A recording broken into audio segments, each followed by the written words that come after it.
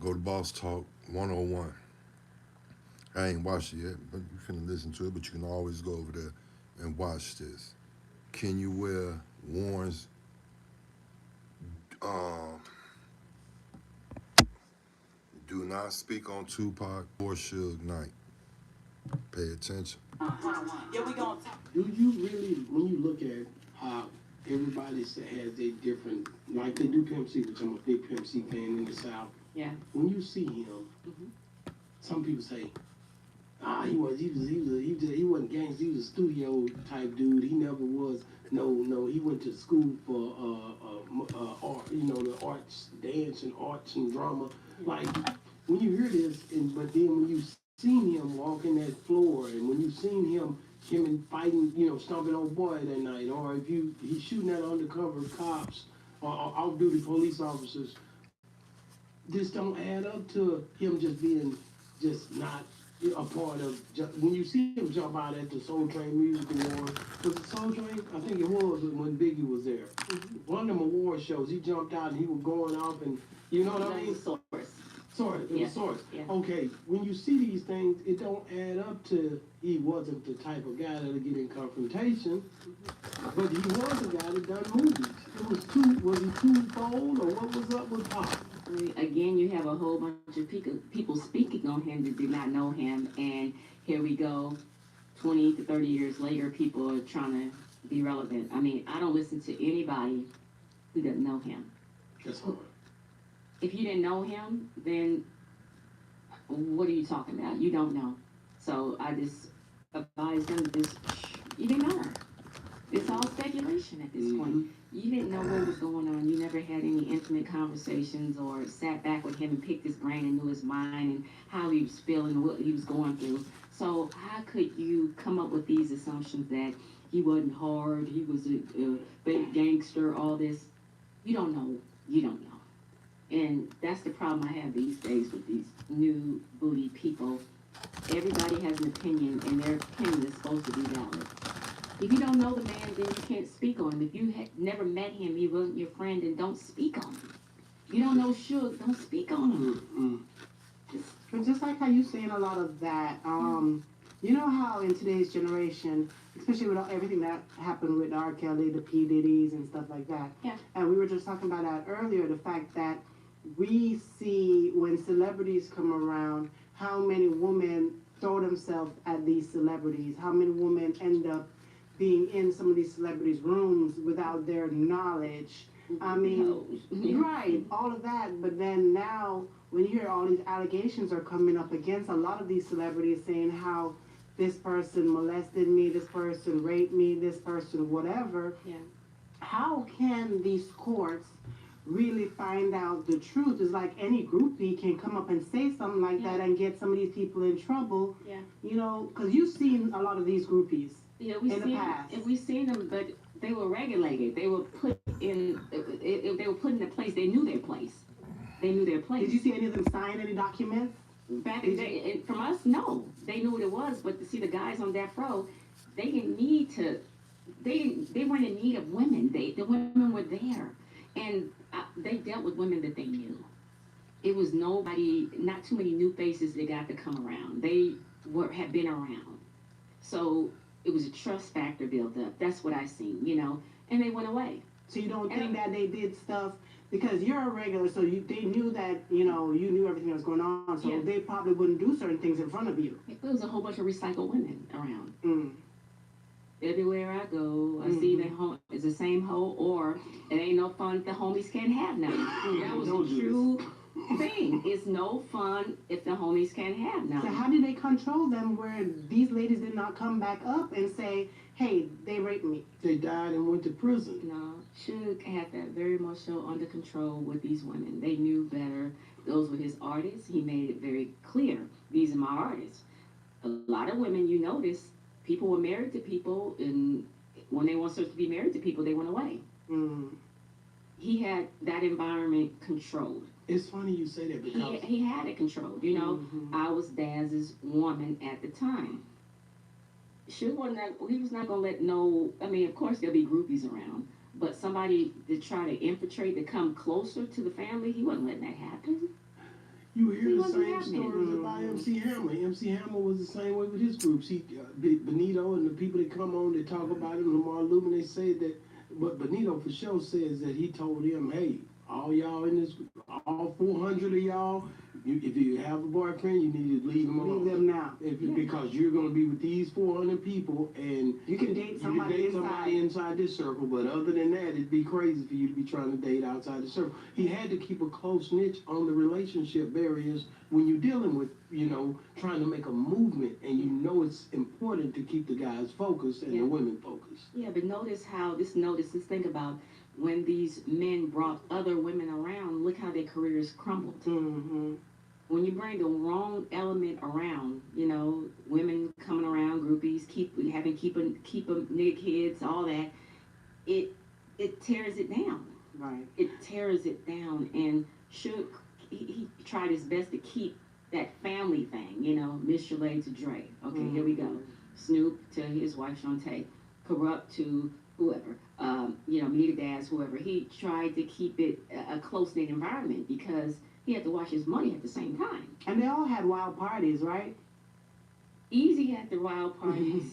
Yeah, it was some, yeah. It was some wild parties, Because I always, right now, because of what's going on, I keep relaying everything back to Diddy because that's what people talked about, but the wild parties. It was never like that. One thing about all Death Row, Dog Pound, they would never, what I hear with P. Diddy, what he's doing, never. It was never on that level. It was a party and, people might have been high and smoking and drinking a 40, but it never, ever, that was the sickest shit cross ever. certain lines. Mm-hmm. Yeah, I've been to a Hugh Hefner party and nothing's come close to what I've heard on a Diddy scale. Mm-hmm. Wait a Nothing. minute. You never went to a Diddy party? No. Never. I've been to an Easy E party, a Hugh Hefner party, never a Diddy party. I mean, we weren't popular enough to come to a Diddy party. I mean, there was only a certain level of people. He didn't invite L.A.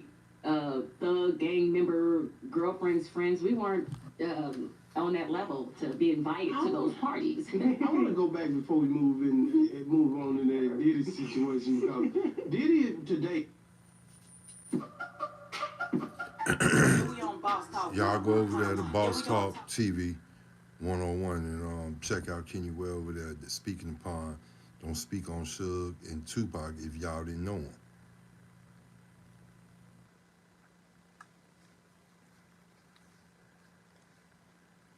Hey, but I'm gonna tell you what's crazy too. I want you to go over Discretion TV.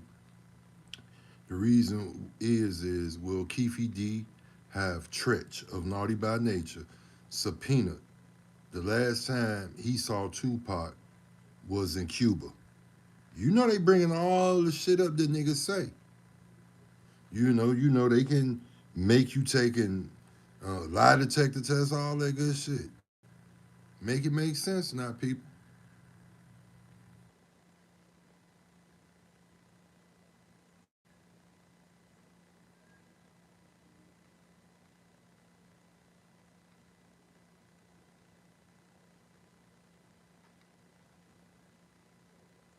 Well, Tretch.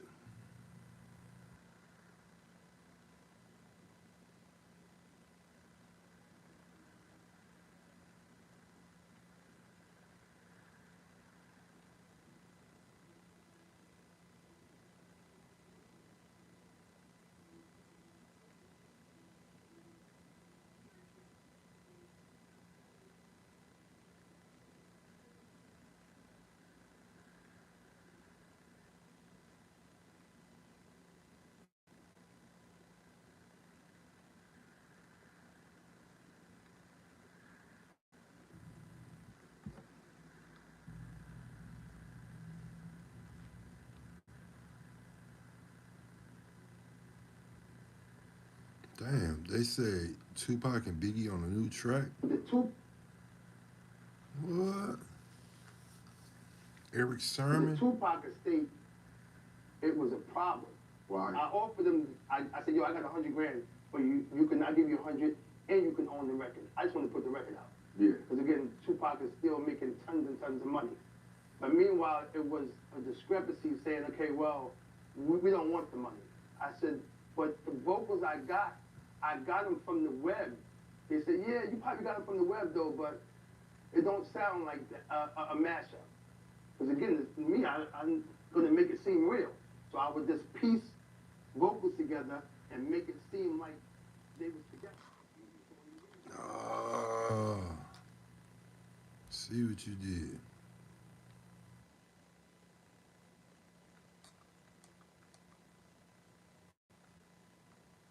Song, you would think that they was like us. Back and forth. Exactly. Not only back and forth, but they both talking about the same This subject. Mike and the chorus. Durham. Go to his So channel. Shit was taking a long time. Mike Durham. Long time. Meanwhile, I found out that it was some legal shit that was going on. But anyway, you know, I end up fixing Plus it. 3 new tapes And coming then out with I had to Tupac and deal Biggie. with the Prodigy estate, too. Because the vocals I had, they had to make sure that it wasn't something that they had coming on their album October 10th. Yes. Then I had to deal with the Nate Dogg estate, too. Because again, these are all new vocals, you know. People asking me questions, so how did you get those? I'm like, Yeah. you know, again, somebody knew somebody that was in Canada. When Nate Dogg was in Canada, he was smoking with this dude named Bishop. God forbid he passed away, and he made records with them.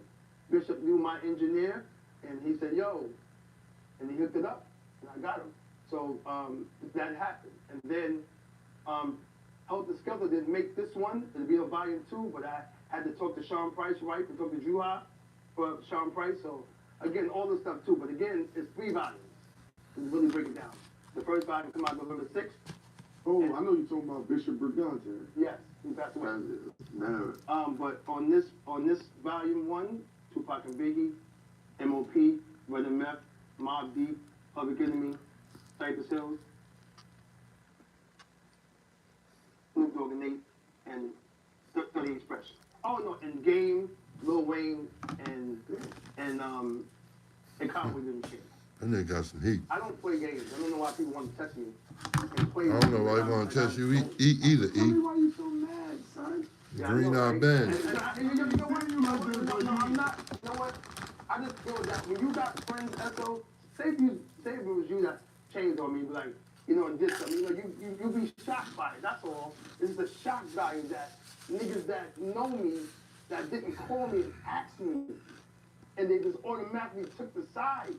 Everybody switched up on me, bro. I mean, everybody. But now you understand. That's what I'm. So That's you what I'm saying. I understand, right. but yeah, but I'm being sarcastic. You know? Okay, yeah. You I tell me know. why I'm mad, Yeah, son. I You know know. what I'm I saying? know. I'm being so sarcastic. But I'm okay, but it's still heartening to be like, God damn, you know, niggas call me, so y'all out there with the rest of them yapping too, and then thinking that I really did something like that. So I'm gonna ask Meanwhile, you it this never other came to me. question. So you don't think niggas was jealous of you? E Sermon? I don't know, man. That's the thing. E Sermon. This is the thing I said about Puffy. Him getting locked up. At least when he comes home, he know who really fuck with him. Right. Cause he was fucking with a lot of niggas that hated him, that despised him, that wanted him to see him go down, but you can't see it because niggas need to make money off of you. Sometimes you need this shit to turn the fat, my nigga. I do anything.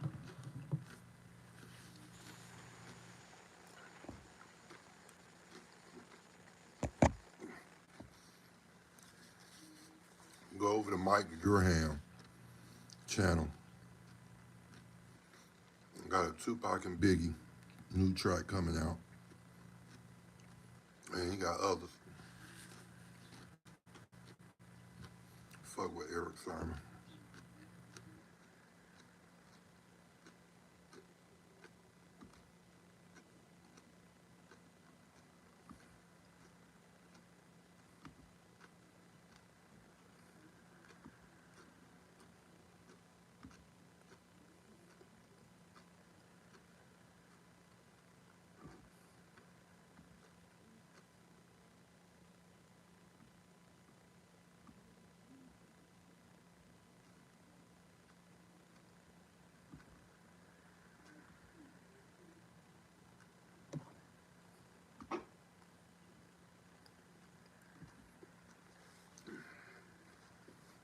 I found the video inside Tupac's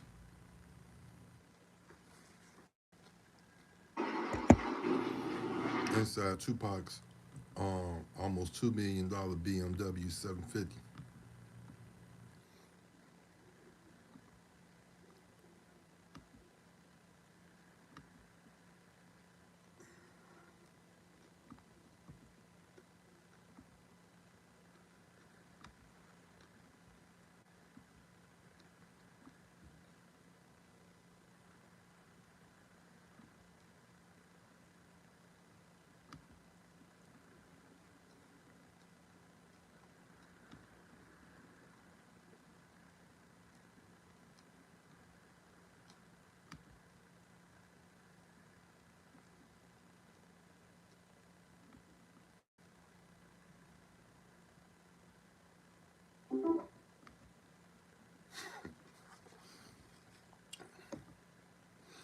Kodak Black exposes Boosie. He's a straight pussy. Not me. This come from Kodak Black.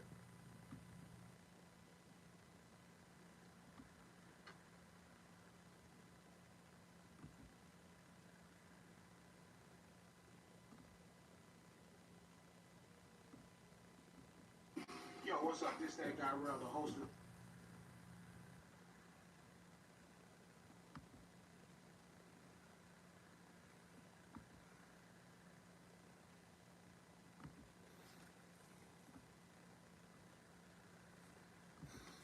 That's what I wanted to speak on. Hey, Scott, I'm proud of you.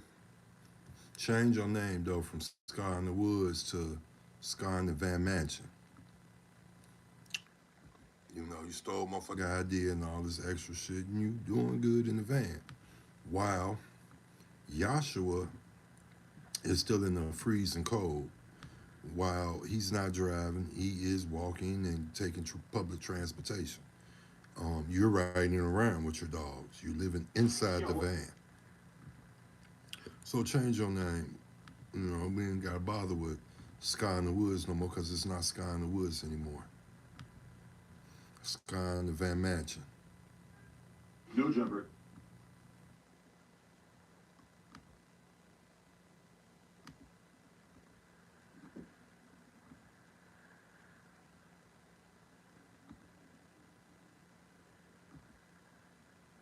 Hey, this is another thing. BIATL. Dad said they got shot at in New York, and Biggie got on the radio talking crazy. Tupac went crazy, but Snoop was sucking their dick. Come on, man. A motherfucker was just talking to me, though. A female, Italian, telling me, man, motherfuckers need to stop speaking upon this and stop speaking upon that, and motherfuckers got power and shit. Okay. Money is power. He's starting to really get embraced by New York. You know what I'm saying? You know, artists that BIATL. we like Cool Herc and Melly Man, you know, all them, they was dissing. You know, just like just how young people don't like the old music and young people, you know, and the old people don't like it. It was just like that back in the days. And then, you know, we had made that New York song. Talk to me. And then, you know, but Melly Mel, it was a Melly Mel song. Yeah. And he got paid for that, 100% of that song. We didn't get a dime off of that song. Are you serious? Yeah, Sugar Hill wanted it all. You know, That's his favorite song out that he ever did. that's what most he ever got paid for, a song that he probably didn't even get paid for. You know, the label. It's all about the label. You know what I'm saying? Yeah. So, you know what I'm saying? Then we got shot at there, you know what I'm saying? Biggie was on the radio telling them like, yeah, y'all gonna let them come down here in our city and da-da-da-da, they down there in Times Square. Go handle that. You know what I mean? It was on from then, and then Tupac heard it, and he was going crazy, and then when we came back to LA after all that drama, that's when the video switched up. So it wasn't no love by the time y'all got back to LA. Hey, it was going down. You know what I'm saying? Talk to me about that beef right there, though, man. I mean, how thick was it during them times for y'all trying to do y'all music when you know that a whole damn Be hot. ain't fucking 107.9. We was fucking with certain people, you know what I'm saying? And right after Tupac died, you know, I went and stirred Biggie some weed. Uh, You know what I'm saying? And Mace was there. We was in the studio off of Lancaster. You know what I'm saying? So I went in there and they was working on that song. Girl, is the house of it, another one. Biggie was writing Puffy part. yeah. You know what I'm saying? So I, fuck it, you know. Biggie was writing Puffy part. You know what I'm saying? The motherfucking right, man. You know, me and Biggie was cool and we did 2 songs together. I had 2 beats and laid them down on 2-inch. Right. And a 2-inch tape. You know what I'm saying? Yeah. So I got those and I never released them. Talk to me about that though, man, because I be hearing that a lot of times folks be holding on to this music. What is it that makes you hold on to it for so long? I mean, you know, it's like fine wine. You dig? Yeah. You know, and then when they hear it, that's what. The song. Hey, it's all about negotiation. You know what I'm saying? I got love for Biggie, Puffy, you know, the whole gang, you know what I'm saying? Not biased. None of that, you know, the game is the game. Exactly. I mean, having, first of Nigga all, shot at all you, of them coulda got jewels killed, that you nigga. put out and then still having some in the tuck. Yeah. I mean, do you go home and jam to your music too still sometimes? Like, man, let me go ahead and listen to this nigga that ain't nobody else gonna hear this song. I got songs with me and Young Guns that never came out, you know, Chris and me. You know, I got a bunch of songs with Nas. You know, it just never came out. You know, I just listened to it. You know, it gives me good vibes. Yeah. You know, that I did songs with him and that we friends. You know. Yeah.